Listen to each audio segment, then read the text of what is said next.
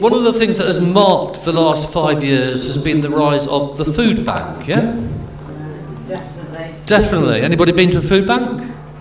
Took young people there. Took young people there, fantastic. So, and the statistics show that in 2011 to 2012, 120,000 people were given 3 days emergency food at food banks. 2 years later, from 2013 to 2014, 900,000 people went to food banks. Going to food banks is a very regulated scheme. I don't know whether you know that, but you have to be referred there through Job Centre or through different agencies, Citizens Advice. And so I went and spent a few sessions helping out at the food bank in Clay Cross, and wrote this poem which is called The Clay Cross Friday Food Bank Blues. And most people who go to food banks, a lot of them are actually going there because of either benefits delay or benefits sanctions. And those people who have the resources to actually appeal against benefit sanctions, very often it's overturned because those sanctions have been wrongly imposed. If you want to go boo at any point, please do. Yeah. Just nodding gets depressing after a bit, doesn't it? So let it out. So this is the Clay Cross Friday Food Bank Blues. An alien trying to understand our planet would find our food distribution systems hard to compute. Every Friday at the food bank at the church in Clay Cross, Andrew and his volunteers adjust the balance of loss. Out come the boxes of powder and tins, tomatoes, potatoes, basic baked beans. Out come the boxes for bellies, not bins.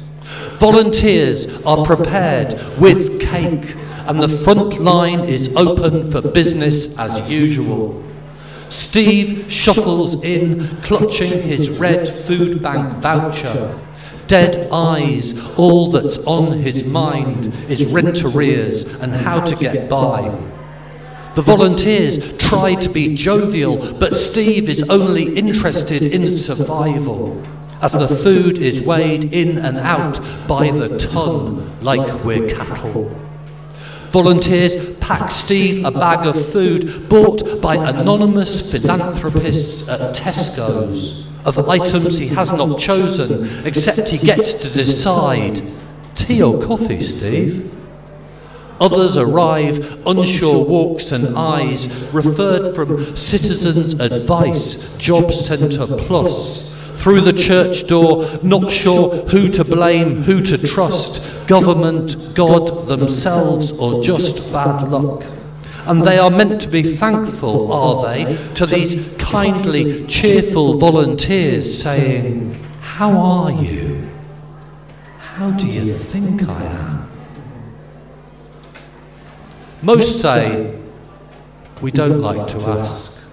We feel like we should be able to get by, though 48% of visits are benefits delay. But when people start to go hungry, there is less room for irony, which is why they won't be making Clay Cross Food Bank come dine with me. Some people require patient explanations about giving. How for one expensive Marks and Spencer's Christmas cake, you can buy 70 tins of rice pudding.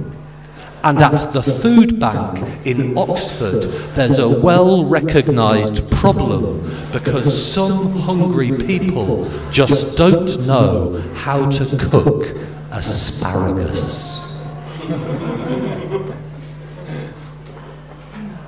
I think that's the last of the bleaker poems. We're going to move on. Yes, I know, it's Friday night.